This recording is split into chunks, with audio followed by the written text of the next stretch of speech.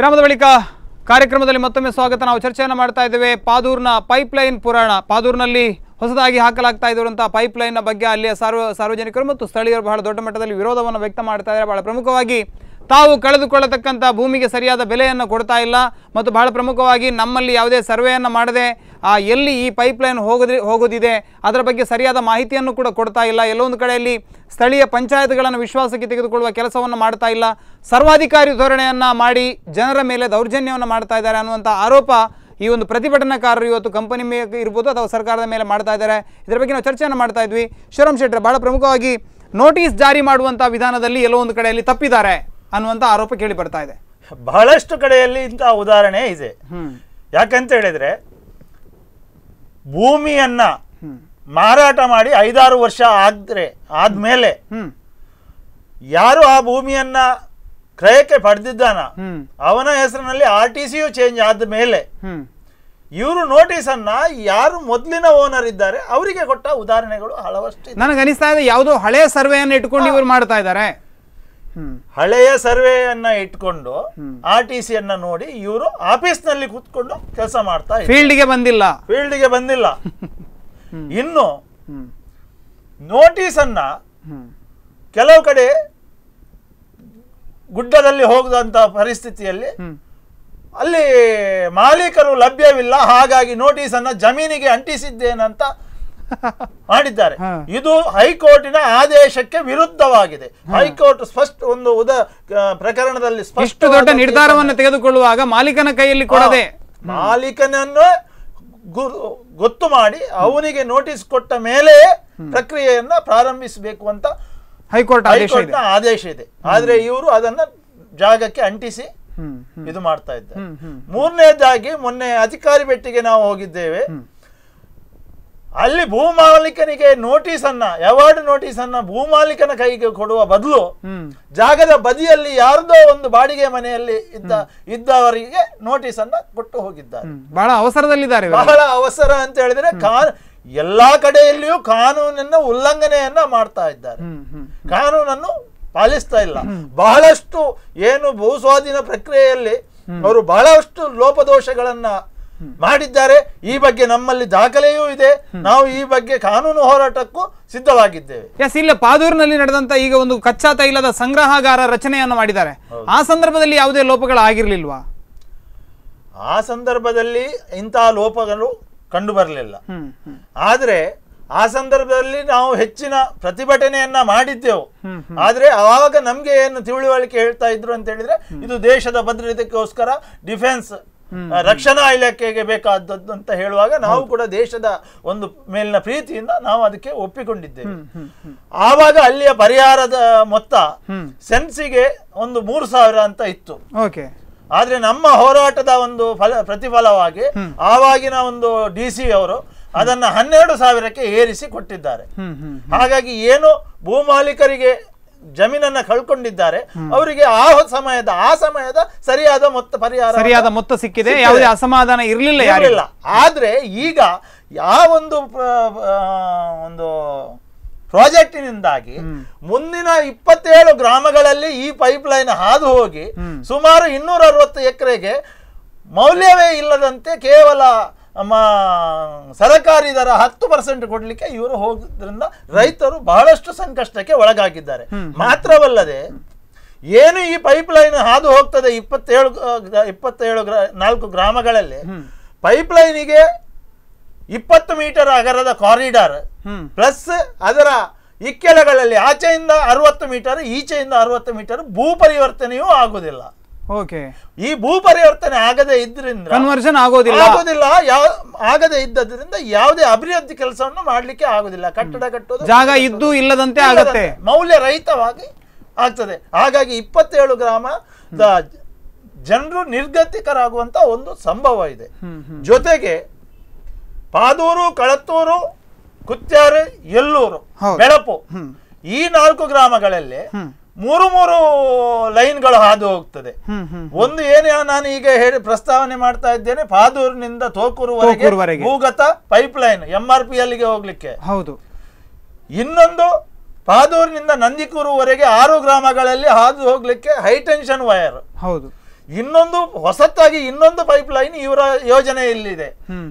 ಏನು ಬಾದೂರಿನಲ್ಲಿ ಇನ್ನು ಮುಂದಕ್ಕೆ 2ನೇ ಹಂತದ ಯೋಜನೆ ಪ್ರಾರಂಭ ಆದ್ರೆ ಆವಾಗ ಮೂಳೂರು ಕಡಲ ಬೀಚಿನಿಂದ ಕಡಲ ಮಧ್ಯದಿಂದ ಮೂಳೂರಿನಿಂದ 12 ಕಿಲೋಮೀಟರ್ ಉದ್ದಕ್ಕೆ ಪಾದೂರುವರೆಗೆ ಇನ್ನೊಂದು ಪೈಪ್ಲೈನ್ ಇನ್ಪುಟ್ ಒಳಗೆ ಬರುವಂತ ಪೈಪ್ಲೈನ್ ಆಗ್ಲಿಕ್ಕೆ ಇದೆ. ಅಂದ್ರೆ ಕ್ರೂಡ್ ಆಯಿಲ್ ಅನ್ನ ಶಿಪ್ಪಿನಿಂದ ಡೈರೆಕ್ಟ್ ಇನ್ಪುಟ್ ಒಳಗೆ ಬರ್ಲಿಕ್ಕೆ ಪಾದೂರಿನಿಂದ ತೋಕೂರುವರೆಗೆ ಅದನ್ನು ಇನ್ನು MRP ಅಲ್ಲಿಗೆ ಕಳಿಸಿಕೊಡ್ಲಿಕ್ಕೆ.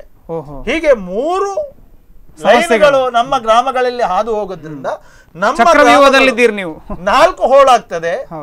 ಪ್ರತಿಯೊಂದು ಲೈನಿಗೂ 20 ಮೀಟರ್ ಕಾರಿಡಾರ್. ಆದ್ರೆ ಇಕ್ಕೆಲಗಳಲ್ಲಿ 60 ಮೀಟರ್ ಭೂ ಪರಿವರ್ತನೆ ಆಗುದಿಲ್ಲ ಅಂತ ಹೇಳಿದ್ರೆ ಒಂದು 2 ಹೈವೇ ಹಾಗೆ ಆಯ್ತು 500 ಅಡಿ ಜಾಗ ವ್ಯರ್ಥ ಆಗ್ತದೆ. ಅಂದ್ರೆ ನಮ್ಮ ಪಾದೂರು, ಕಳತೂರು, ಬೆಳಪು, ಕುತ್ಯಾರ ಸಂಪೂರ್ಣ ಅರ್ಧ ಪ್ರದೇಶ ಮೌಲ್ಯರಹಿತವಾಗುತ್ತದೆ. ಅಂದ್ರೆ ನಮ್ಮಲ್ಲಿ ಇರುವವರು ಸಣ್ಣ ಸಣ್ಣ ಹಿಡುವಳಿದಾರರು, ಅವರಲ್ಲಿ ಇರುವುದೇ 1 ಎಕರೆ 1.5 ಎಕರೆ ಇಂತ, ಕೆಲವರಲ್ಲಿ ಅರ್ಧ ಎಕರೆ ಗುದ್ದಲು ಕಡಿಮೆ ಇದೆ. ಹೌದು, ಇಂಥವರ ಭೂಮಿಗಳೇ ಬೆಲೆ ಇಲ್ಲದ ಹಾಗೆ ಆಗಿ ಹೋಗುತ್ತೆ. ಇದನ್ನು ನಾವು ವಿವರಿಸಿದ್ರು ಜಿಲ್ಲಾಡಳಿತ ಅದನ್ನ ಗಮನಕ್ಕೆ ತಗೊಳ್ಳಲಿಕ್ಕೆ ತಯಾರಿಲ್ಲ. ಲಾರೆನ್ಸ್ ಅವರು, ತಮ್ಮಲ್ಲಿ ಕೇಳಬೇಕು, ನಾನು ಯಾವುದೇ ಒಂದು ಉದ್ದಿಮೆ ಬರುವಂತಹ ಸಂದರ್ಭದಲ್ಲಿ ಬಹಳ ಪ್ರಮುಖವಾಗಿ ಮೊದಲನೇದಾಗಿ ಗ್ರಾಮ ಪಂಚಾಯತನ್ನು ವಿಶ್ವಾಸಕ್ಕೆ ತೆಗೆದುಕೊಳ್ಳಲೇಬೇಕು. ಅಲ್ಲಿಂದ ಪಂಚಾಯತ್ನ NOC ಇಲ್ಲದೆ ಒಂದು ಹೆಜ್ಜೆಯನ್ನು ಮುಂದೆ ಇಡೋದು ಸಾಧ್ಯ ಇಲ್ಲ. ನಿಜವಾಗಿ ನೋಡೋದಾದ್ರೆ ನಿಮ್ಮಲ್ಲಿ ಆ ಕೆಲಸ ನಡೆದಿದೆ ಅಂತ ಅನಿಸ್ತಾ ಇದೆಯಾ? ಇದರಲ್ಲಿ ಗ್ರಾಮ ಪಂಚಾಯತಿಯವರು ಅವರಿಗೆ ಪರ್ಮಿಷನ್ ನೀಡಿಲ್ಲ.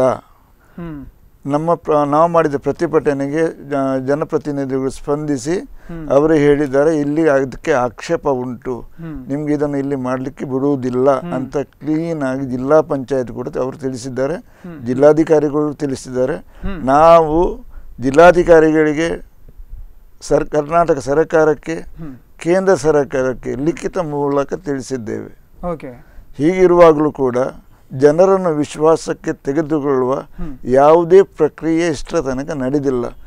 ಇವತ್ತು ಬೆಳಿಗ್ಗೆ ನಡೆದಿದೆ, ಇವತ್ತು ಬೆಳಿಗ್ಗೆ ನಡೆದಿದೆ. ಅದರಲ್ಲಿ ಕೂಡ ಏನು ನಡೆದಿದೆ? ಇವತ್ತು ಬೆಳಿಗ್ಗೆ ನಾವು ಜಿಲ್ಲಾಧಿಕಾರಿಗಳಿಂದ ಸಮಾಲೋಚಿಸಿದ್ದೇವೆ.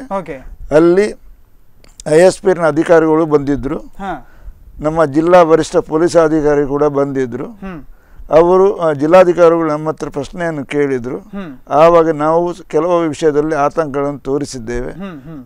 ಒಂದು ಏನಂದ್ರೆ, ಮುಂದೆ ಆಗುವ ಪ್ರಗತಿಪೂರ್ವಕಗಳಿಗೆ ನೀವು ಯಾವ ರೀತಿಯ ಪರಿಹಾರವನ್ನು ಕಂಡುಕೊಂಡಿದ್ದೀರಿ, ಒಂದು ವೇಳೆ ಪ್ರಗತಿಪೂರ್ವಕವಾದರೆ ನಮಗೆ ಯಾವ ರೀತಿಯಲ್ಲಿ ಕೊಡುತ್ತೀರಿ, ನಾವು ಕಳೆದುಕೊಳ್ಳುವ ತೆಂಗಿನ ಗಿಡ, ಅಡಿಕೆ ಗಿಡ, ಮರಮಟ್ಟುಗಳಿಗೆ ಯಾವ ರೀತಿಯ ಕಟ್ತೀರಿ.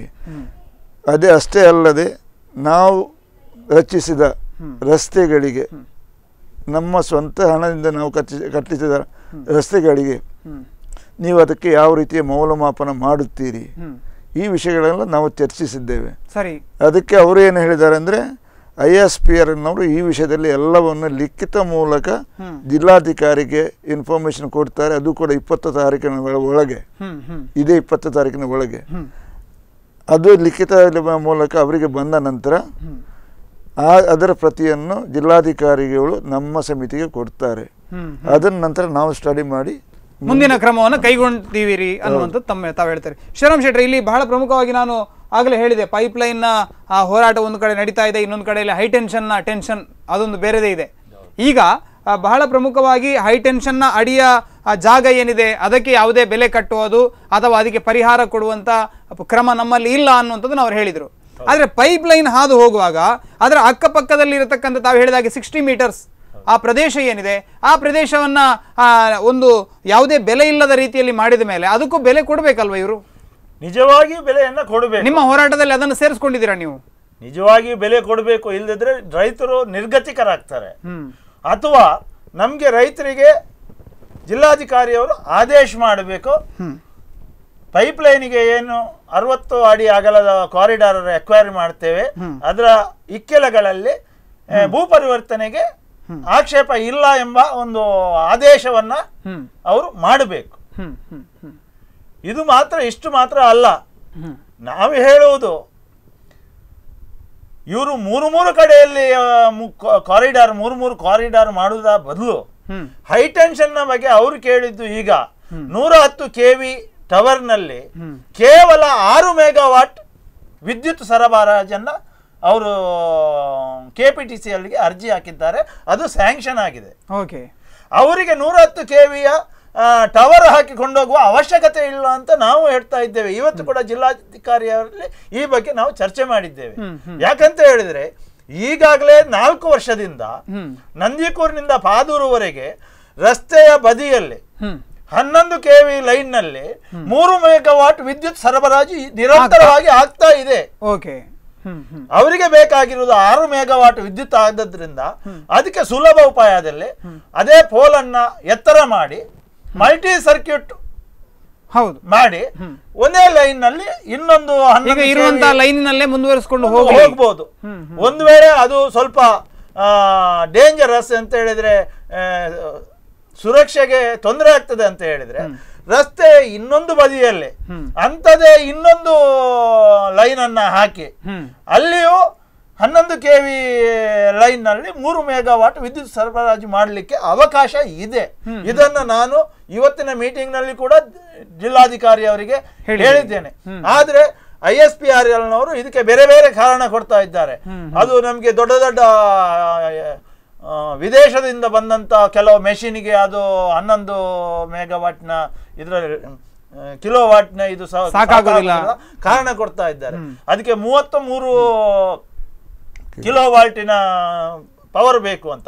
ಅದಕ್ಕೂ ನಾನು ಹೇಳಿದೆ 33 ವಿದ್ಯುತ್ ಸೋರಿಕೆ ಆಗುವಂತಹ ಸಮಸ್ಯೆ ಇದೆ ಅಂತ ಹೇಳಿದ್ರ. 33 kV ಲೈನ್ ಕೇಬಲ್ ಲೈನ್ ನಲ್ಲಿ ಅವೈಲೇಬಲ್ ಉಂಟು, ಕೇಬಲ್ ಅವೈಲೇಬಲ್ ಉಂಟು. ಅದನ್ನ ರಸ್ತೆಯ ಪಕ್ಕದಲ್ಲಿ ಹಾಕೊಂಡು ಹೋಗ್ಲಿಕ್ಕೆ ಅವಕಾಶ ಇದೆ, ಅದರಲ್ಲಿ ಏನು ತೊಂದರೆ ಇಲ್ಲ ಅಂತ ನಾನು ಹೇಳಿದೆ. ಆದ್ರೆ ಅದಕ್ಕೂ ಅವರು ಒಪ್ತಾ ಇಲ್ಲ. ಜಿಲ್ಲಾಧಿಕಾರಿ ಅವರು ಕೂಡ ಅದಕ್ಕೆ ಒಪ್ತಾ ಇಲ್ಲ. ಯಾವುದೇ ಒಂದು ಗಟ್ಟಿಯಾದ ನಿರ್ಧಾರಕ್ಕೆ ಬರುವಂತ ಮನಸ್ಸು ಅವರಲ್ಲಿ ಇಲ್ಲ, ಮನಸ್ಸು ಮಾಡ್ತಾ ಇಲ್ಲ. ನಾನು ಮತ್ತು ಅವರನ್ನು ವಿನಂತಿ ಮಾಡಿದ್ದೇನೆ, ನೀವು ಮೂರು ಕಡೆಯಲ್ಲಿ ಮಾಡಿ ನಮ್ಮ ಹಳ್ಳಿಯ ರೈತರನ್ನ ನೀವು ಶೋಷಣೆ ಮಾಡಬೇಡಿ, ರೈತರ ಬಗ್ಗೆ ಸ್ವಲ್ಪ ಕಾಳಜಿಯನ್ನು ತಗೊಳ್ಬೇಕಂತ 4 ಬಾರಿ ವಿನಂತಿಸಿಕೊಂಡಿದ್ದೇನೆ. ಆದ್ರೆ ಅವರು ನಮ್ಗೆ ಹಾರಿಕೆ ಉತ್ತರ ಕೊಟ್ಟು ಇದು ಅವಶ್ಯಕತೆ ಇದೆ, ಈ ಬಗ್ಗೆ ಏನು ಮಾಡ್ಲಿಕ್ಕೂ ಆಗುದಿಲ್ಲ, ನಮ್ಗೆ ಮೇಲಿನಿಂದ ಒತ್ತಡ ಇದೆ ಅಂತ ಹೇಳ್ತಾ ಇದ್ದಾರೆ. ಅಲ್ಲ, ಇಲ್ಲಿ ನಾನು ಕೇಳಿದ ಹಾಗೆ ಕೆಲವು ಮರಮುಟ್ಟುಗಳನ್ನು ಕೂಡ ಕಡದಂತ ಘಟನೆಗಳು ನಡೆದಿದೆ ಅನ್ನುವಂಥದ್ದನ್ನು ಕೇಳಿದೆ. ಅದು ಎಲ್ಲಿ ನಡೆದಿರುವಂತದ್ದು?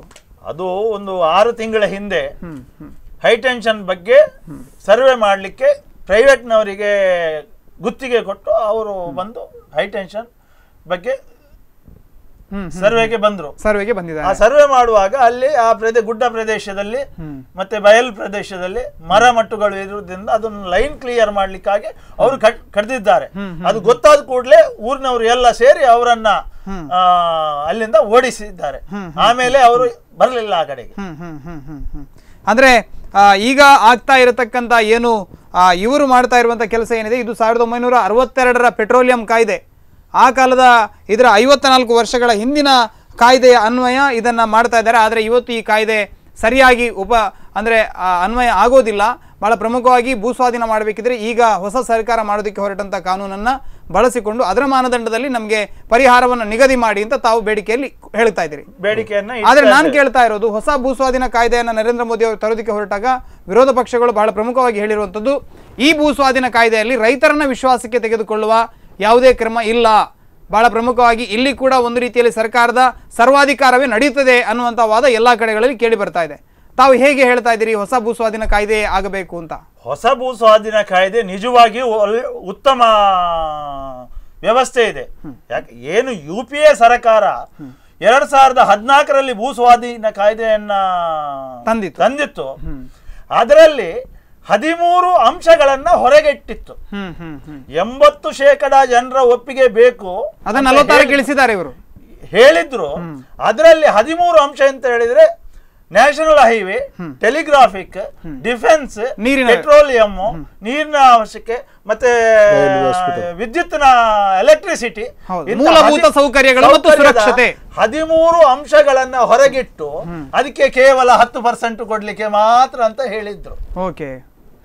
ಆದ್ರೆ 2000 ಈಗ ನರೇಂದ್ರ ಮೋದಿ ಅವರ ಸರ್ಕಾರ ಏನು ಹೊಸ ಮಸೂದೆಯನ್ನು ಅಂಗೀಕಾರ ಮಾಡ್ತದೆ, ಅದರಲ್ಲಿ ದೇಶದ ಸರ್ಕಾರಿ ಉದ್ದಿಮೆಗಳಿಗೆ 80% ಜನರ ಒಪ್ಪಿಗೆ ಅವಶ್ಯಕತೆ ಇಲ್ಲ ಸರ್ಕಾರಿ ಯೋಜನೆಗಳಿಗೆ.